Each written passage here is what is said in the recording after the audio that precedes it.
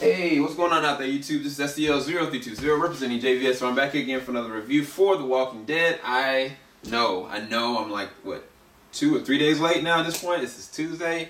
This is episode 15, The Walking Dead. So it's really interesting. I guess I'll talk about the positives. I think that Rick reading the letter and really internalizing, and even having Chandler Riggs actually reading it to him audibly, I thought that resonated with me. I thought it was a really powerful moment. Like Michonne finding the letter that, Carl wrote for Negan. And then at the very end, like her reading it to Negan. I thought that was a really powerful moment. I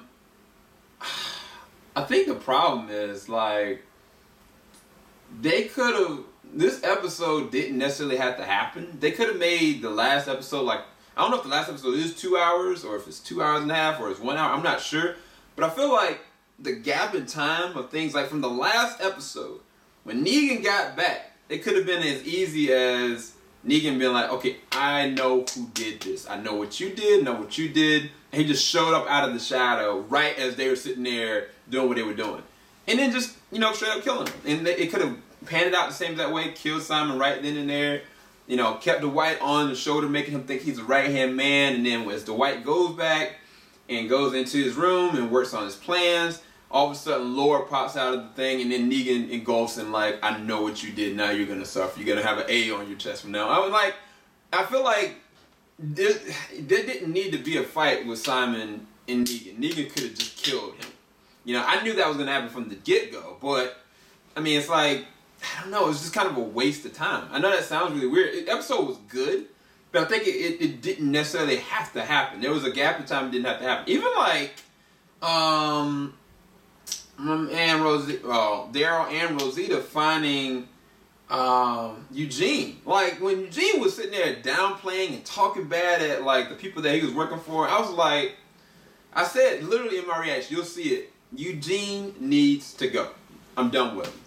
And it's like, Father Gabriel, like, it's like they got him reverting back, but it's not going to last if he doesn't die. I don't know what's wrong with Father Gabriel. I really don't know if what Eugene said was accurate to his condition. But it was kind of like Eugene sitting there bowing-mouthing, people sitting there eating, and then, like, all of a sudden Daryl and them get him like, yeah, let's go, Like, that could have been the moment that they end up bringing him back to Hilltop and figuring out, what do you know? Bringing him under interrogation, putting him through certain things, Instead of him going back, now he's going to make more... I don't know, like, I just, for the simple fact of them, losing him, and losing him in a mound of, dirt and ash, and I was like, Daryl, you a tracker, dog. You know how to track people. Eugene is but so smart, and I felt like those were the weaker parts of the episode, that it kind of made the episode irrelevant in the sense of the grand scheme of things. The only thing that needed to happen, Simon died, Daryl get found out. We knew that, I figured it was Laura in the last episode that was going to figure him out. And then, the reading of the 2 letters, because this is the calm before the storm. You know what I'm saying?